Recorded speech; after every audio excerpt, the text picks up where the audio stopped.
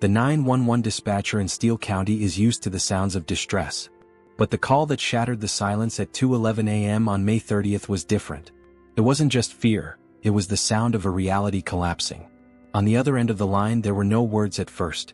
Only the jagged, hyperventilating screams of a group of friends who had just followed a digital map into a nightmare. "She's here. We found her," the voice finally broke through. "She's under the bridge, she's not moving.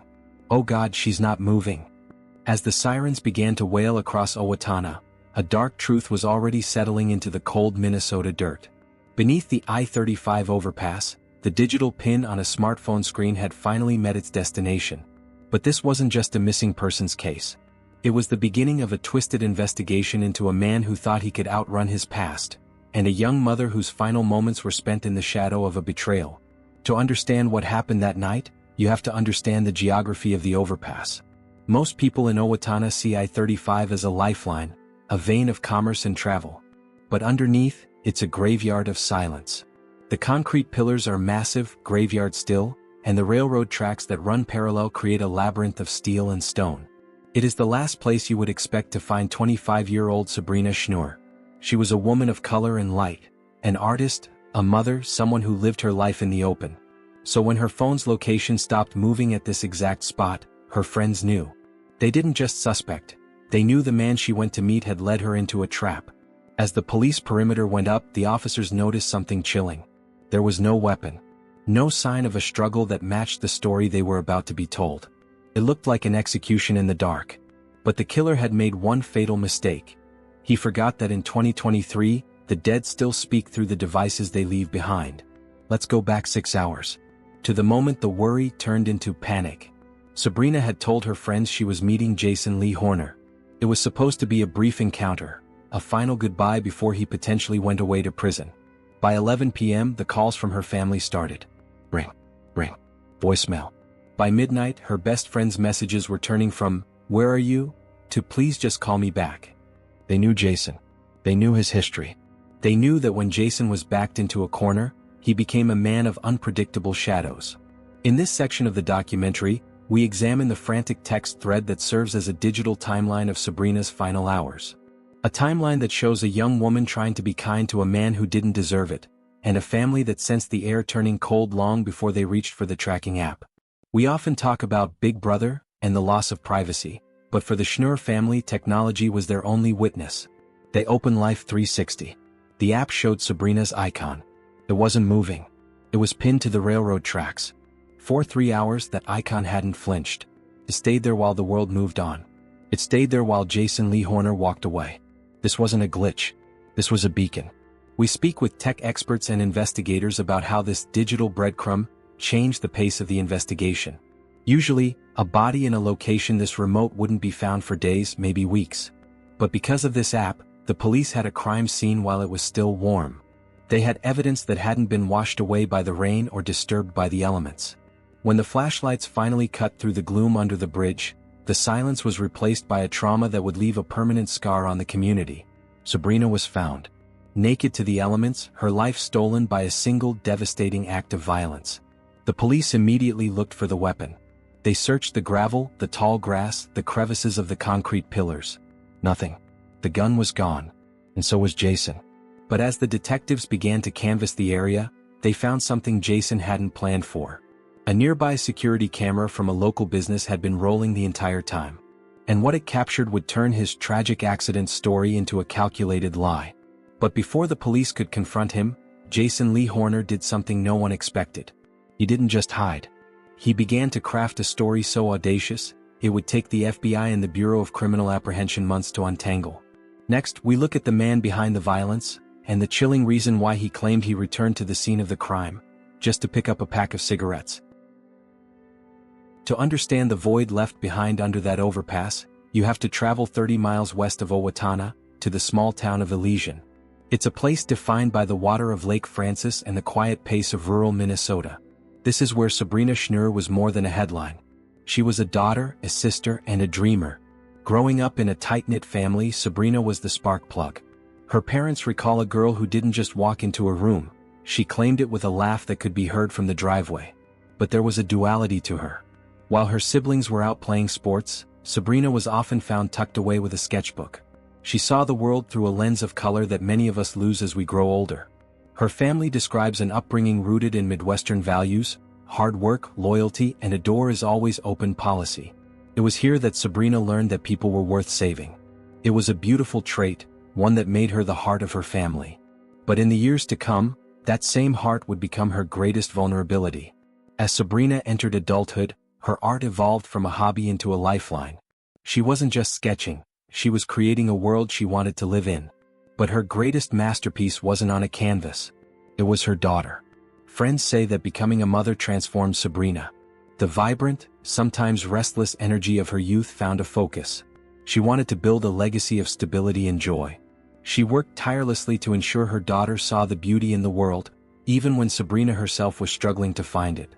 In the local art community, she was known for her creative spirit, a term that often gets thrown around, but for Sabrina, it was literal. She volunteered, she painted murals, and she encouraged others to express themselves. She was a woman who believed that a coat of paint or a kind word could fix almost anything. She was building a life she could be proud of, brick by brick, in the quiet corners of Steele County. Those closest to her, her inner circle, described Sabrina as the fixer. If you were at your lowest point, Sabrina was the one who showed up with a coffee and a plan. She had an almost supernatural ability to see the good in people, even when that good was buried under layers of trauma, addiction, or anger.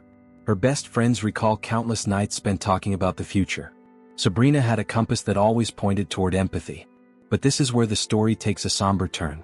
Because the fixer often attracts those who are broken. Her friends began to notice a pattern. Sabrina wasn't just dating, she was embarking on rescue missions. She believed that with enough love, enough patience, and enough art, she could smooth out the jagged edges of a person's soul. When she met Jason Lee Horner, her friends saw the red flags immediately. They saw the history, the volatility, and the darkness. But Sabrina? She saw a man who just needed someone to stay. It would be a disservice to Sabrina's memory to paint her life as perfect. Like all of us, she faced challenges.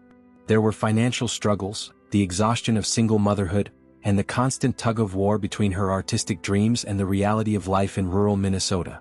She desperately wanted a stable home, a forever place for her daughter. And here is the twist that the investigators would later uncover. Sabrina knew the danger. She wasn't naive. In the weeks leading up to May 29th, she had actually expressed fear. She had told a confidant that she felt trapped by her own desire to help Jason. She had spent years trying to paint over the cracks in Jason's character, but the paint was starting to peel. She had finally made a decision. She was going to walk away. The meeting under the bridge wasn't a date. It wasn't a reconciliation. It was a resignation. She was going there to tell him it was over, that she was finally choosing herself and her daughter over his chaos. She thought that by meeting him in a place so public, under the highway where the world passes by, she would be safe. She thought the presence of the city above would protect her from the man standing in front of her. She was wrong. Coming up, the goodbye meeting, that turned into a calculated ambush. We look at the 90 minutes of surveillance footage that caught the final steps of a woman who thought she was walking toward freedom. If Sabrina Schnoor was a story written in vibrant acrylics, Jason Lee Horner was a sketch drawn in charcoal, smudged, dark, and increasingly difficult to read. Born and raised in the same Minnesota soil as his victim, Jason's early life didn't immediately scream predator. But those who grew up in his orbit remember a boy who struggled with the word, no. We look back at the family dynamics in Waseca and Owatonna. Neighbors recall a household that was often a revolving door of tension. From a young age, Jason exhibited what psychologists call low frustration tolerance. While other teenagers were navigating the awkwardness of high school, Jason was already navigating the hallways of the local courthouse. His transition into the criminal justice system wasn't a sudden leap. It was a slow, deliberate crawl. It started with petty thefts and youthful indiscretions, the kind of things small-town communities often dismiss as boys being boys. But beneath that dismissive surface, a pattern was forming. A pattern of entitlement. Jason didn't just want things. He believed he was owed them, whether it was property, respect, or the undivided attention of the women in his life. To understand why Sabrina's friends were so terrified, you have to look at the paperwork. Jason Lee Horner wasn't a misunderstood soul. He was a man with a rap sheet that read like a warning siren. In 2017, the mask slipped significantly. A conviction for domestic assault. It wasn't an isolated incident. It was a peak in a mountain range of aggression. Then came the burglaries, violating the sanctuary of other people's homes. Then the drug charges. Each time Jason stood before a judge, he utilized his greatest weapon, his tongue. He was a master of the second chance.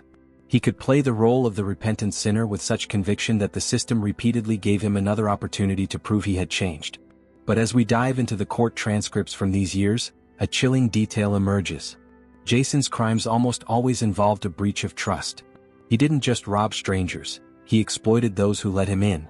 By the time he re-entered Sabrina's life, he wasn't just a man with a troubled past. He was a ticking clock. How does a man with such a violent history continue to find people who love him?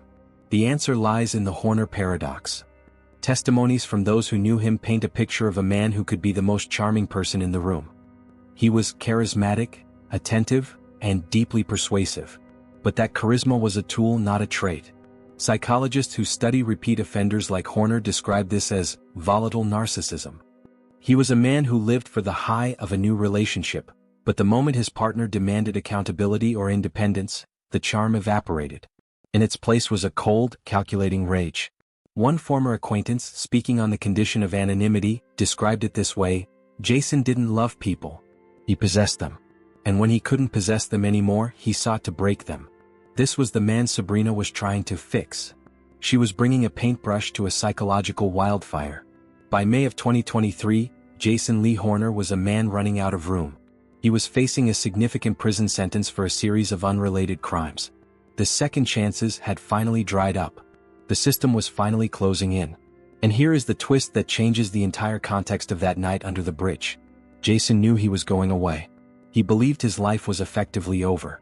And in his warped worldview, if he couldn't have his freedom, and if he couldn't have Sabrina, then no one could. He didn't ask Sabrina to meet him for a goodbye. He summoned her for an audition, a final chance for her to prove she would wait for him. But Sabrina had already written her own ending. She arrived at the overpass with a heart full of closure, while Jason arrived with a pocket full of finality. He was a man with nothing left to lose. And that makes for the most dangerous predator imaginable. Every toxic relationship begins somewhere, often cloaked in the illusion of perfect harmony. For Sabrina Schnoor and Jason Lee Horner, their story began, as many do, with an undeniable spark. We spoke to mutual acquaintances who remember the early days. Jason was attentive, charismatic, almost overwhelmingly charming. He saw Sabrina's open heart and her desire for connection, and he mirrored it back to her perfectly. It was a honeymoon phase built on an unstable foundation. Sabrina, with her nurturing spirit, saw a man who needed saving. Jason, with his predatory instincts, saw a woman who could be controlled. In his eyes, Sabrina represented a fresh start, a respected presence in the community that he could latch onto, a clean slate to hide his tarnished past. He promised stability, a future, and a deep understanding of her artistic soul. But even in those early days, the cracks were visible to those who looked closely. Sabrina's friends noticed that Jason's intensity could shift like a sudden storm. His affections were overwhelming, but his jealousy was suffocating. This wasn't love, it was an entanglement, expertly woven by a man practiced in the art of manipulation. He was not just charming Sabrina.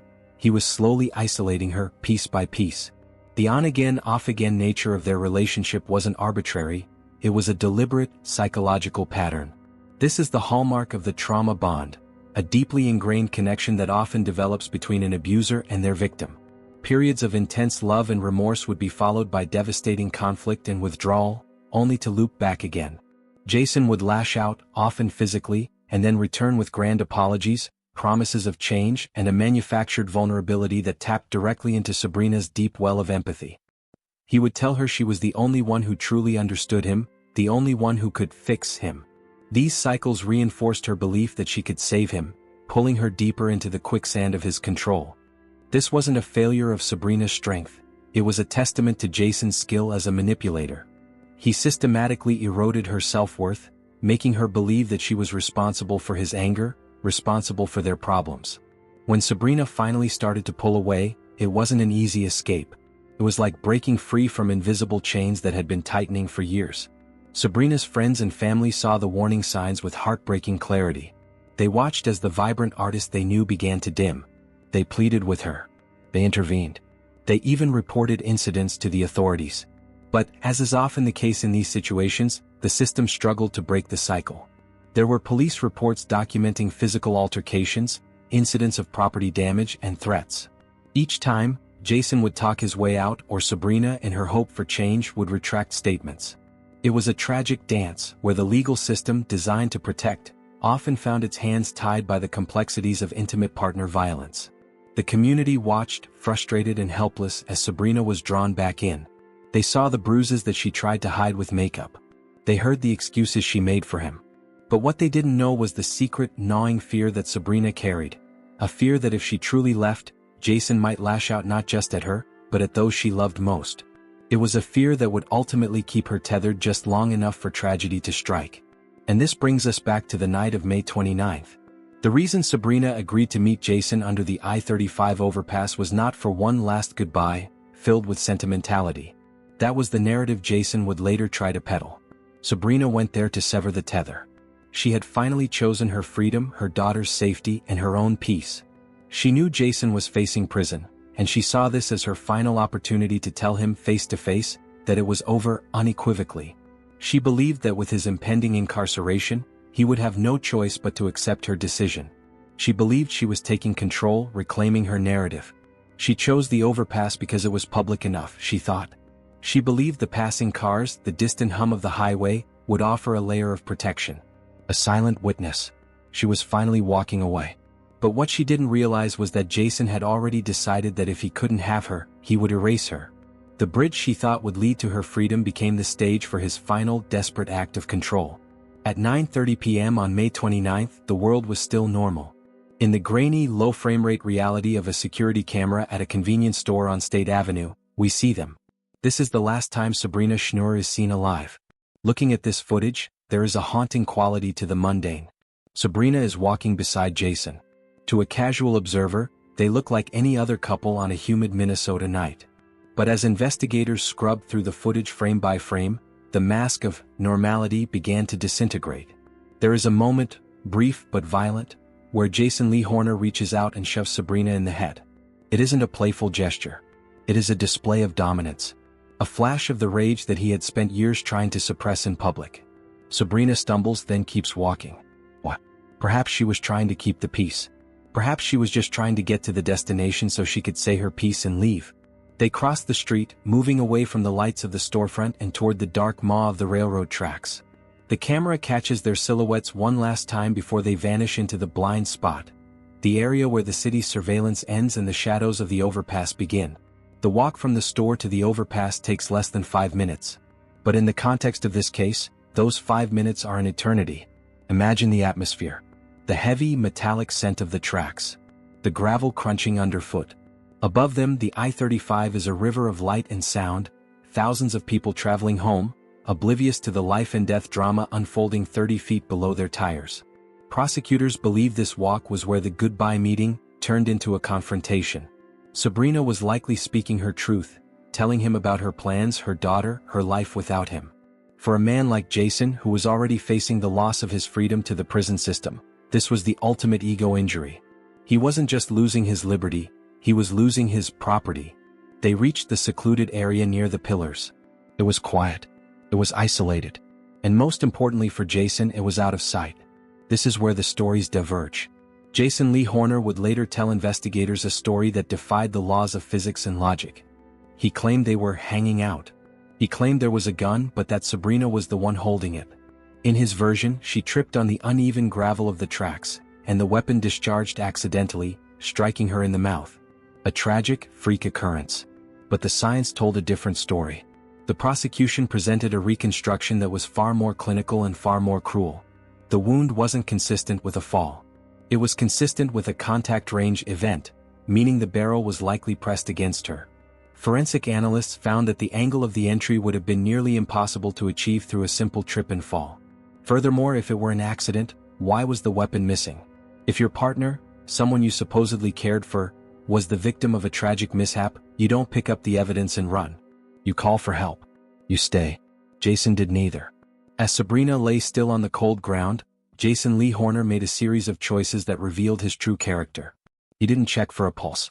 He didn't scream for the cars above to stop. He reached down, took the firearm, and vanished into the night. His flight wasn't a panicked scramble, it was a retreat. He made phone calls. He moved through the backstreets of Owatonna, heading toward a prearranged sanctuary in Waseca.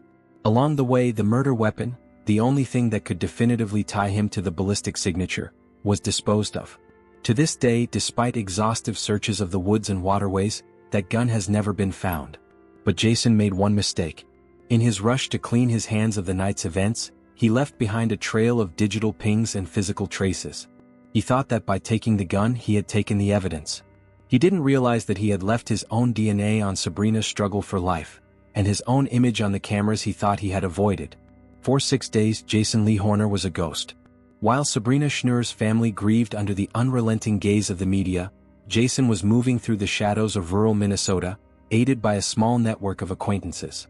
But the police weren't just waiting for him to slip up, they were systematically tightening a dragnet. Every phone call Jason made, every contact he reached out to, was a digital thread leading back to him. The Bureau of Criminal Apprehension, alongside local Owatonna and Waseca law enforcement, painstakingly tracked his movements. This wasn't a desperate flight, it was a calculated attempt to disappear, a testament to his experience avoiding capture. The intelligence finally led them to an apartment building in Waseca. The air was thick with tension as SWAT teams and tactical units moved into position. In the early hours of June 4, 2023, the silence was shattered by the crack of a flashbang grenade and the shouts of officers. Jason Lee Horner's brief freedom was over. He was apprehended without incident, found hiding in an apartment that felt miles away from the overpass, yet still haunted by its shadow. The interrogation room is often called the room of truth. But for Jason Lee Horner, it became the room of lies. 4 hours, detectives sat across from him, presenting the irrefutable evidence they had collected. They had the Life 360 data. They had the CCTV footage. They had the witness accounts of his history with Sabrina. Jason, ever the manipulator, maintained his composure. He didn't erupt in anger. He adopted a tone of injured innocence. He stuck to his story. Sabrina had somehow acquired a gun, tripped on the tracks, and tragically shot herself. He claimed he was distraught, scared, and that's why he fled. He tried to paint himself as a victim of circumstance, overwhelmed by a horrifying accident. The detectives listened patiently, allowing him to weave his elaborate tapestry of deception. They knew that in every lie, there's often a hidden kernel of truth, or more accurately, a profound reveal of character. They just needed to wait for that moment, for the arrogance to outweigh the calculation. And then, it happened. In response to a direct question about why he didn't call 911 immediately after the supposed accident, Jason offered a chillingly mundane explanation. He claimed he had walked away from Sabrina's body, only to realize he had left his pack of smokes behind. So, he returned to the scene of her tragic death, not to render aid, not to call for help, but to retrieve his cigarettes. He then walked away again, leaving her alone in the dark. The detectives knew in that moment they had him. This wasn't a man who was distraught. This was a man who prioritized a nicotine fix over human life. This wasn't an accidental killing. It was a calculated disposal of an inconvenience. This statement, delivered with a casual indifference, solidified his motive and stripped away any pretense of sorrow or remorse. It was a window into the cold, barren landscape of his empathy. While Jason was busy fabricating his narrative, the forensic team was busy uncovering the truth.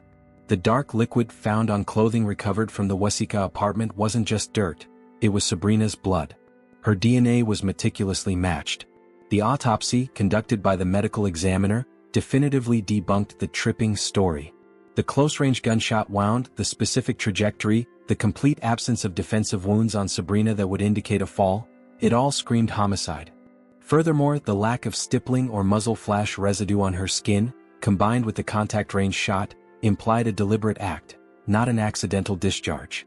The gun itself remained missing, a puzzle piece that Jason thought he had successfully hidden forever. But the combined weight of the digital breadcrumbs, the security footage, the utterly devoid of empathy interrogation, and the unwavering forensic evidence left no room for doubt. Jason Lee Horner was not a bystander to a tragedy, he was its architect. His trial would expose the full depravity of his actions, laying bare years of violence and manipulation. But even in the face of overwhelming proof, Jason Lee Horner would maintain his innocence. A man who truly believed his own lies. In November 2025, the quiet halls of the Steele County Courthouse became the stage for a reckoning 2 years in the making. For 11 days, the prosecution methodically dismantled the world Jason Lee Horner had built on a foundation of lies. They didn't just present evidence, they told a story of a life interrupted. The most harrowing moments of the trial didn't come from the forensic experts, but from those who were there at the beginning. The friends who followed the Life 360 ping took the stand. Through tears, they recounted the silence of the overpass, the beam of the flashlight, and the moment their lives changed forever. Their testimony served as a visceral reminder that behind every data point and every GPS coordinate was a human being who was deeply, fiercely loved. Jason sat at the defense table, his expression often unreadable, occasionally leaning in to whisper to his counsel. Even as the cigarette defense was played back for the jury, even as the DNA results were displayed on the courtroom monitors, he maintained the posture of a man wrongly accused. But the air in the room had shifted. The charisma he had used to navigate his life was failing him in the face of the cold, hard truth. The jury retreated into a private room, carrying with them the weight of Sabrina's life and Jason's choices. For 7 hours, the courthouse waited in a state of suspended animation. Then the knock on the door came. 5 counts. Guilty on every single one, including second-degree murder. On December 22, 2025, the final gavel fell. Judge Edward Lukemeyer looked across the room at a man who had shown almost no remorse throughout the proceedings. The sentence was handed down: 216 months, 18 years in a Minnesota state prison. Attorney General Keith Ellison would later remark that the sentence was a victory for accountability, a signal that the cycle of domestic violence Jason had perpetrated for years had finally hit a wall. 18 years may seem like a lifetime to some, but for the family of Sabrina Schnoor, it was simply the price of a stolen future. We began this story in the darkness under a highway, but we must end it in the light that Sabrina Schnoor left behind. She was more than the Life 360 victim. She was an artist whose colors were too bright for the world she found herself in. She was a mother who died trying to secure a peaceful future for her child. Her case serves as a stark reminder of the goodbye meeting myth, the dangerous idea that we owe our abusers one last moment of our time. It also highlights the power of technology like Life 360, which didn't save Sabrina, but ensured that her killer couldn't hide her away from the world. If you or someone you know is trapped in a cycle of control, please know that there is a way out. Organizations like the National Domestic Violence Hotline are available 24/7. You don't have to be the fixer. You only have to save yourself. Producing deep dive documentaries like this requires hundreds of hours of research, script writing, and editing. If you found this investigation informative and believe in the importance of telling these stories with dignity, please take a moment to like this video and subscribe to the channel. Your comments and shares are what keep this channel going. They signal to the world that these victims are not forgotten. Before you go, I want to hear from you. In an investigation filled with digital pings and cigarette defenses, what do you think was the ultimate turning point that broke this case open? Was it the Life 360 app, or was it Jason's own arrogance in the interrogation room? Let us know in the comments below. Thank you for watching and stay safe.